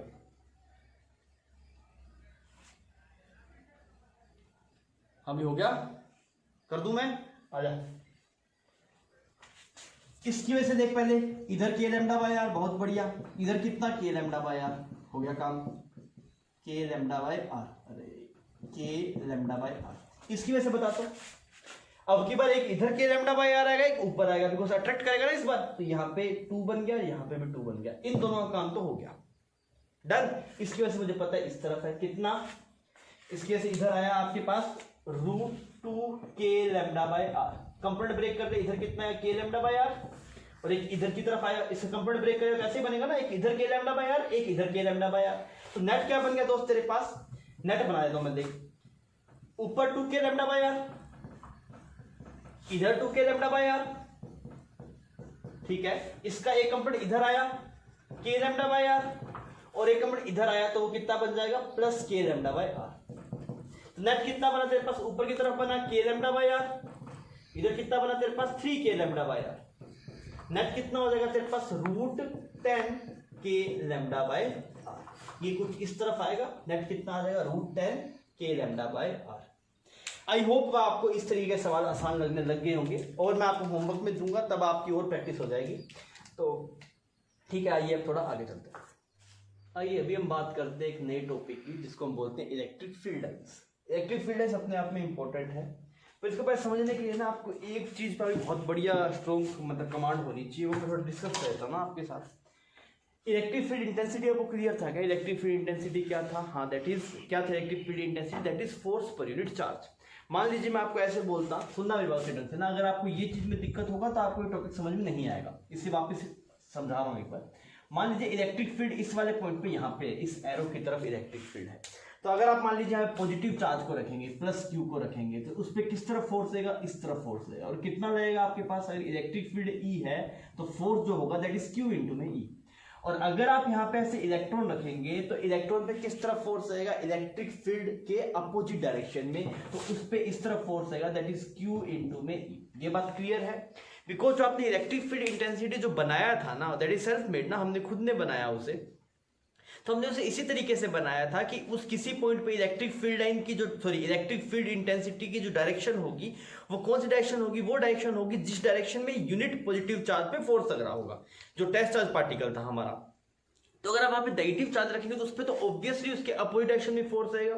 इतनी बात क्लियर, मतलब फाइनल बात हम कर चुके हैं ये वाली बात, फिर मैं वापस रिकैप करवा रहा हूं कि अगर आप कभी भी किसी पॉइंट पे आपको इलेक्ट्रिक फील्ड इंटेंसिटी पता है तो अगर आप वहां पे चार्ज रखेंगे तो पॉजिटिव चार्ज पे तो इलेक्ट्रिक फील्ड इंटेंसिटी की डायरेक्शन में फोर्स आएगा और नेगेटिव चार्ज पे इलेक्ट्रिक फील्ड इंटेंसिटी के अपोजिट डायरेक्शन में फोर्स आएगा। क्लियर है ये बात? और फोर्स आएगा कितना? इट इज क्यू इनटू में E, because E is force per unit charge, उसमें क्यू मल्टीप्लाई कर देंगे तो फोर्स आ जाएगा। इतनी बात अच्छे से क्लियर है दोस्त? अगर इतनी बात क्लियर है तो ये टॉपिक आपको समझ में आ जाएगा।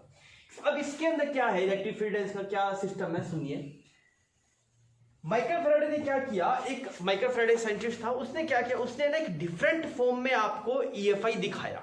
जैसे इससे पहले तो लोग क्या करते हैं, जैसे आपको पता है भी यहाँ पे कोई चार्ज है, इस चार्ज की वजह से यहाँ पे ईएफआई कितना है तो हमें मैग्नीट्यूड पता है, निकालना पड़ता है। यहाँ पे ही पता था, यहाँ पे पता, मैग्नीट्यूड लिख के ना। तो उसने क्या किया, ये जो आपके पास माइकल फैराडे था, इसने क्या किया, इसने बोला कि यार मैं आपको ग्राफिकल रिप्रेजेंटेशन दिखाता हूं ना आपको, जहां पे लाइंस रहेगी, बहुत सारी लाइंस, और आप सिर्फ देख के फील कर लेंगे भाई यहाँ पे कम, यहाँ पे ज्यादा, यहाँ पे कम, यहाँ पे ज्यादा। वहां पे वैल्यू वगैरह लिखने की जरूरत नहीं पड़ती, सिर्फ आपको एक आइडिया मिल जाता है देख के, अच्छा यहाँ पे ज्यादा है और यहाँ पे कम है। इस तरीके का सिस्टम उसने बनाया। अब उसके बारे में क्या थी, इलेक्ट्रिक फील्ड लाइंस, ऐसा पहली बात ये सुनिए कि इलेक्ट्रिक फील्ड लाइंस कुछ होता नहीं है ना, these are the imaginary lines जो हमने अपनी सहूलियत के लिए बनाई है। तो इलेक्ट्रिक फील्ड लाइंस की जो डेफिनेशंस में है मैं आपको बता रहा हूं और आपको यहाँ पे दिखाई भी दे जाएगी, मैं लिखवा दूंगा यहाँ पे। इलेक्ट्रिक फील्ड लाइंस क्या है? Electric field lines are imaginary lines, electric field lines are imaginary lines tangent to which you will get direction of EFI at that point। वापिस सुन, electric field lines are imaginary lines, वो एक imaginary lines है, tangent to which, जिस पे tangent draw करने से आपको किसकी डायरेक्शन मिलेगी, ईएफआई की डायरेक्शन मिलेगी। किस पॉइंट पे? उस पॉइंट पे। क्लियर? तो एक बार हम थोड़ा देख लेते हैं, फिर हम उसको लिख देंगे भी किस फॉर्मेट में लिखना है। जैसे मैं तुझे ऐसे बोला कि ऐसी कोई इलेक्ट्रिक फील्ड लाइंस है, ऐसी इलेक्ट्रिक फील्ड लाइंस, बहुत बढ़िया। अब फिर इसका मैं क्या करूं, अगर मान लो ये इलेक्ट्रिक फील्ड आपको गिवन है, तो अगर आपसे पूछे भी इस वाले पॉइंट पे ईएफआई किस तरफ, तो मैंने क्या बोला, इलेक्ट्रिक फील्ड लाइन पे अगर आप टेंजेंट ड्रॉ करेंगे, तो यहाँ पे टेंजेंट ड्रॉ कर दिया ऐसे। अब टेंजेंट के दो, ये भी डायरेक्शन हो सकती है, ये भी हो सकती है, वो किससे डिसाइड होगा, इस फील्ड की लाइन से। वो ऐसे जा रही है ना फील्ड लाइन, तो ये भी कुछ ऐसा आएगा। मतलब इस वाले पॉइंट पे जो ईएफआई की डायरेक्शन है वो इस तरफ है, दिस इज ई।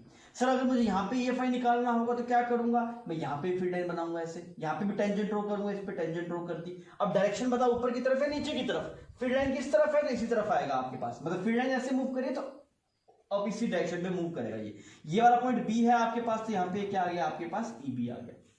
मतलब अगर आपके पास में हर एक पॉइंट पे आपको इलेक्ट्रिक फील्ड लाइंस डिफाइन, मतलब दिखाई गई है, तो आप हर एक पॉइंट के ऊपर EFI का डायरेक्शन बता सकते हैं। मतलब EFI की डायरेक्शन देखने का ये एक नया तरीका है। क्लियर? अब पहला मुद्दा तो ये हो गया आपके पास, पहले वाला पॉइंट में हमने क्या लिखा, electric field lines are imaginary lines, electric field lines are imaginary lines tangent to which we will get direction of EFI at that point। Clear? मतलब इलेक्ट्रिक फील्ड लाइंस और इलेक्ट्रिक फील्ड इंटेंसिटी दोनों अलग अलग बात है। अगर आपको electric field lines given है तो इलेक्ट्रिक फील्ड इंटेंसिटी कैसे निकलेगा, वहां पे टेंजेंट ड्रॉ करके। ये बात ध्यान है। कई बार इलेक्ट्रिक फील्ड इंटेंसिटी को इलेक्ट्रिक फील्ड बोल देंगे तो घबराना नहीं है, वो इलेक्ट्रिक फील्ड इंटेंसिटी ही बोलना चाह रहा था। सेकंड देखिए, ये हो गया आपके पास। सेकंड चीज की बात करते हैं। सेकंड चीज का ये है कि आपके पास जैसे जहां पे फील्ड लाइंस ज्यादा होगी, मतलब देखिए ये तो डायरेक्शन के बारे में बता दिया भाई, ठीक है, कि फैराडे ने क्या किया, इलेक्ट्रिक फील्ड इंटेंसिटी की जो डायरेक्शन थी उसके बारे में हमें बता दिया। क्या यार ये माइकल फैराडे क्या या फिर इलेक्ट्रिक फील्ड लाइंस की हेल्प से क्या मैग्नीट्यूड को भी देख सकते हैं क्या, मैग्नीट्यूड के बारे में कोई आइडिया ले सकते हैं क्या? हाँ बिल्कुल ले सकते हैं आप। एग्जैक्ट मैग्नीट्यूड तो आप नहीं बता सकते, पर आप एक आइडिया ले सकते हैं। जहां पे electric field lines per unit area ज्यादा होगी, जहां पे electric field lines per unit area क्या होगी आपके पास, ज्यादा होगी, वहां पे EFI का मैग्नीट्यूड ज्यादा होगा। जहां पे electric field lines per unit area कम होगी, वहां पे इलेक्ट्रिक फील्ड का मैग्नीट्यूड कम होगा। मेरी बात समझ में आ रही है? मतलब जहां पे इलेक्ट्रिक फील्ड लाइन कंजस्टेड होगी, पास होगी, वहां पे मैग्नीट्यूड ऑफ इलेक्ट्रिक फील्ड क्या होगा, ज्यादा होगा, और जहां पे थोड़ी दूर होगी आपके पास, वहां पे इलेक्ट्रिक फील्ड का मैग्नीट्यूड क्या होगा, कम होगा। तो आप ऐसे समझिए, जैसे मान लीजिए मैं आपको ऐसे बोलूं, ऐसे करके कुछ ऐसी फील्ड लाइंस बन रही है आपके पास, ऐसे करके कुछ क्लियर, ऐसे ऐसे करीब फील्ड लाइंस बन रही है, ये फील्ड लाइंस ऐसे ऑब्जर्व हो रहा है आपको, ठीक है। यहाँ पे ऐसे एक पॉइंट मान लेता हूं ए और यहाँ पे एक पॉइंट मान लेता हूं बी। तो अब आप बताइए कौन से पॉइंट पे इलेक्ट्रिक फील्ड इंटेंसिटी ज्यादा, ए पे या बी पे।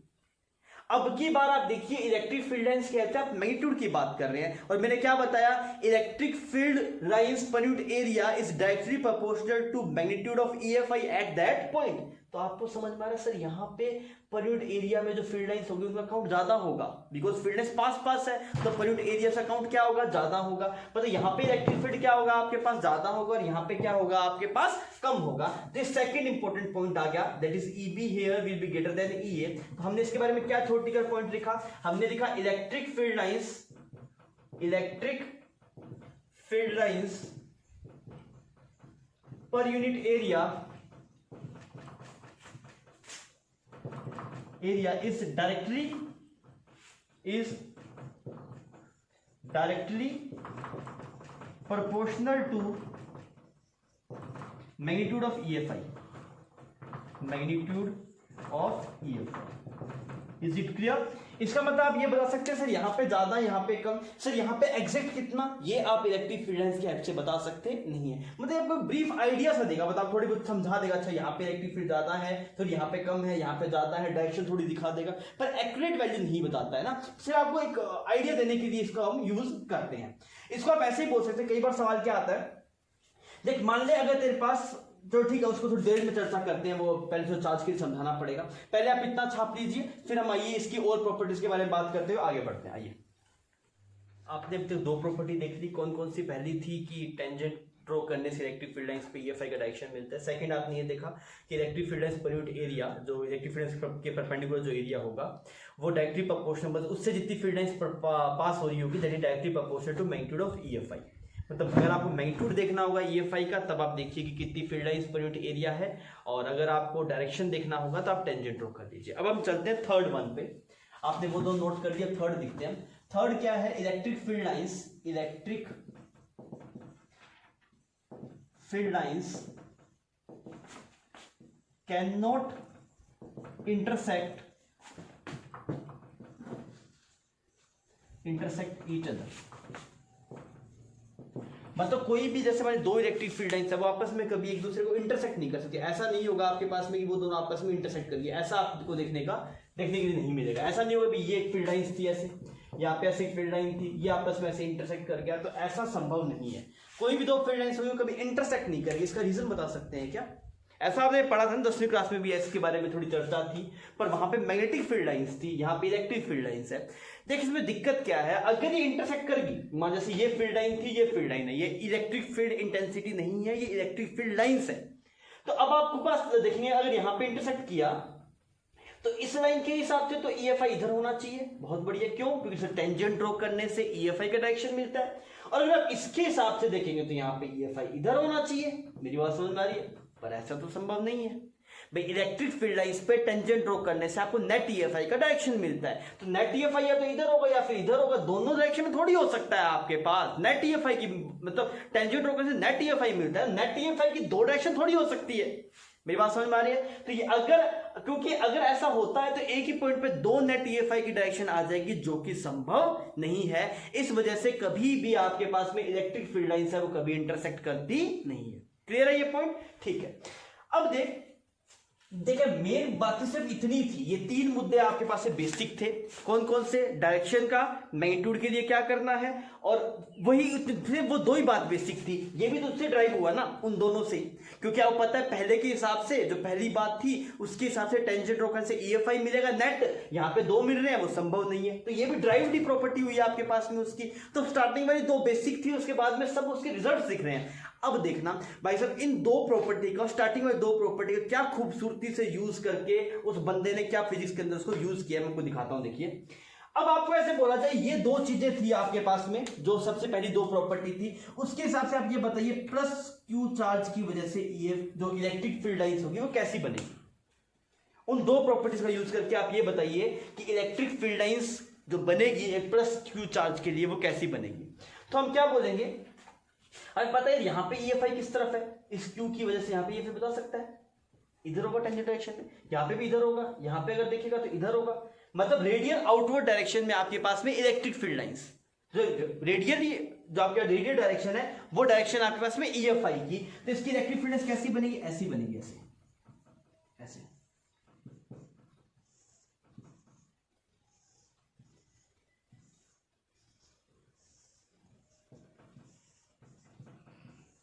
मेरी बात समझ में आ रही है? ये 3D में है, ये 2D में नहीं है। ऐसा नहीं है कि सिर्फ इसी प्लेन में बन रही है, ऐसे भी आ रही होगी फील्ड लाइंस आपके पास, अंदर वाली तरफ से उधर भी जा रही होगी। अब आप देखिए सब चीज सही बैठ रही है इसके हिसाब से। यहाँ पे EFI किस तरफ था, तू इलेक्ट्रिक फील्ड लाइंस मत देख, वैसे समझ दो, तुझे बेसिक पता था। यहाँ पे Q चार्ज है, यहाँ पे इलेक्ट्रिक फील्ड इंटेंसिटी डायरेक्शन देखेगा, तो यहाँ पे +1 कूलम चार्ज रखेगा, तो उस पर इस तरफ फोर्स आएगा आपके पास। तो अगर इधर फोर्स आएगा तो EFI की डायरेक्शन ये है, तो यहाँ पे एक ऐसी लाइन बनाओ ताकि टेंजेंट ड्रॉ करने से ये डायरेक्शन है, तो स्ट्रेट लाइन बनाई है हमने। यहाँ पे भी ये डायरेक्शन, यहाँ पे भी ये direction.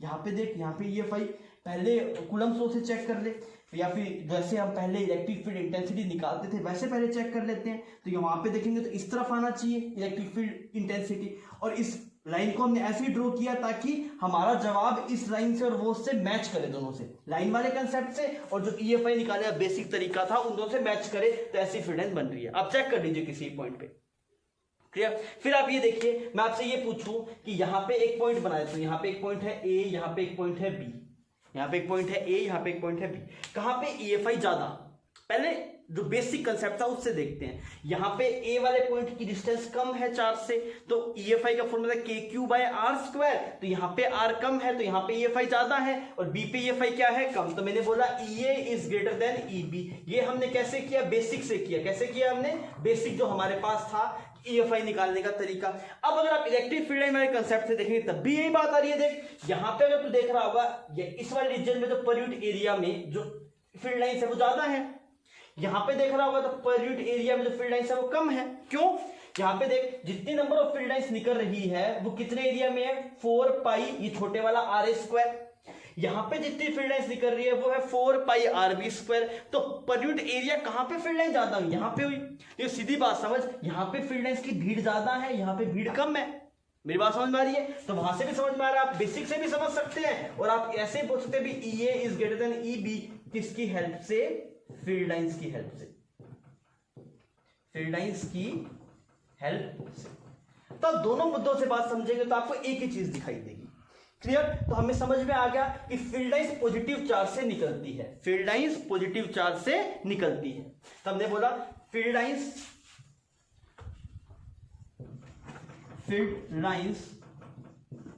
Emerge from positive charge. Sir ऐसा क्यों किया, ऐसा मैजिक है कि मैजिक नहीं है दोस्त। जो स्टार्टिंग की दो प्रॉपर्टी थी आपके पास में, उसको एक्सप्लेन करने के लिए ऐसी ही फील्ड लाइन बननी चाहिए। फिर अगर आप बात करेंगे नेगेटिव चार्ज के लिए, चलते हैं अभी हम नेगेटिव चार्ज के लिए। यहां -Q चार्ज मान लिया, ठीक है। अच्छा -Q चार्ज के लिए बता दो कैसी फील्ड लाइन बनेगी। यहाँ पे EFI किस तरफ, इस तरफ EFI, कैसे, +1 कूलम रखेगा तो इस तरफ फोर्स आएगा, तो इसकी फील्ड लाइन कैसी बनेगी, ऐसी बनेगी फील्ड लाइन। की बार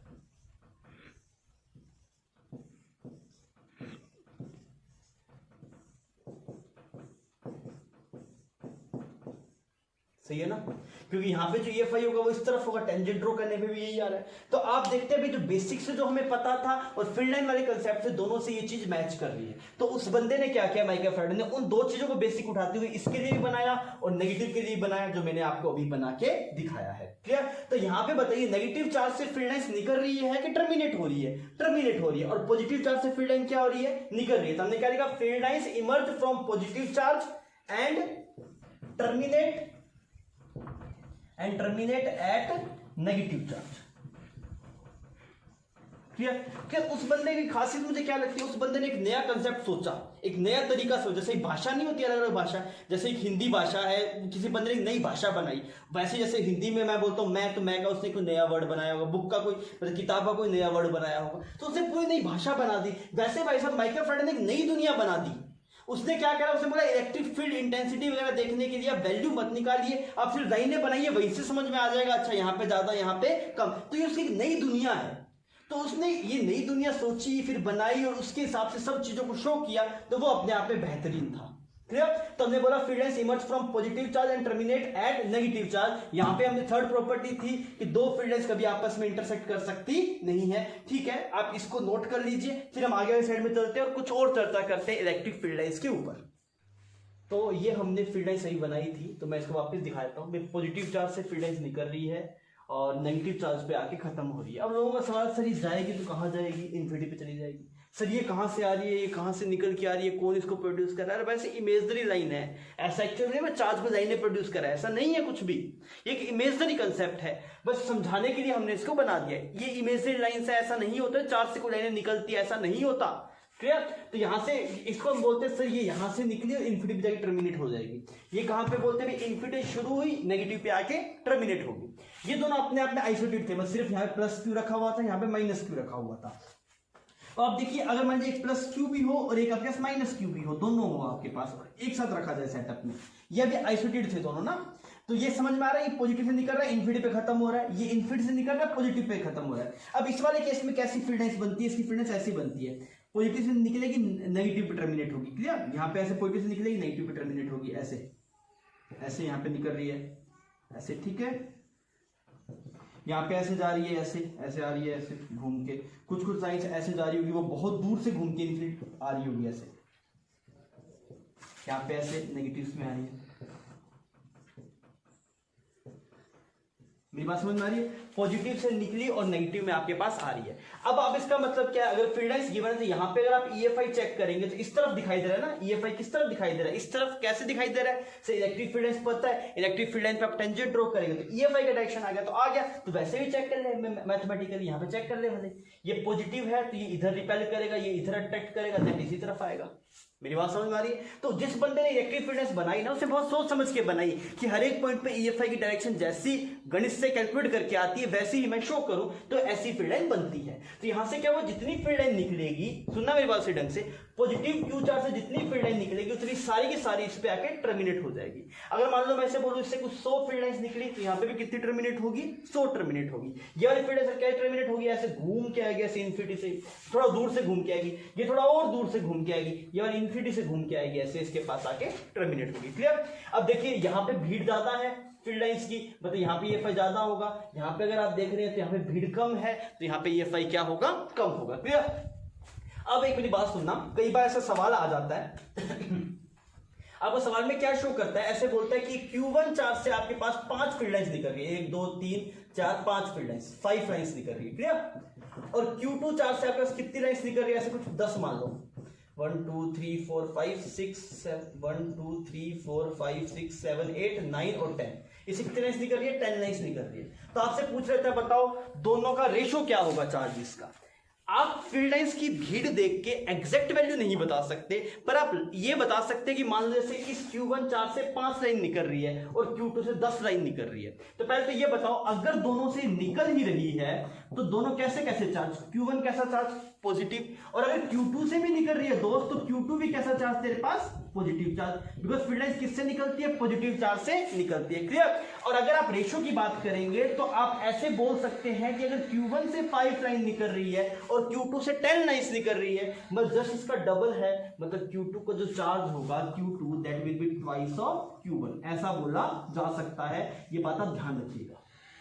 ऐसा कई बार सवाल पूछ लेता है आपको, बोल देगा भाई इस वाले चार्ज से इतनी फील्ड लाइन निकल रही है, दूसरे पे इतनी टर्मिनेट हो रही है, तो नेचर पूछ सकता है, रेशो पूछ सकता है, तो रेशो बता सकते हैं। Q1 की एग्जैक्ट वैल्यू कितनी थी वो मुझे पता नहीं है, वो आप फील्ड लाइन के कंसेप्ट से तो आप नहीं बता सकते, उसके लिए आपको कुछ और डाटा गिवन होना चाहिए।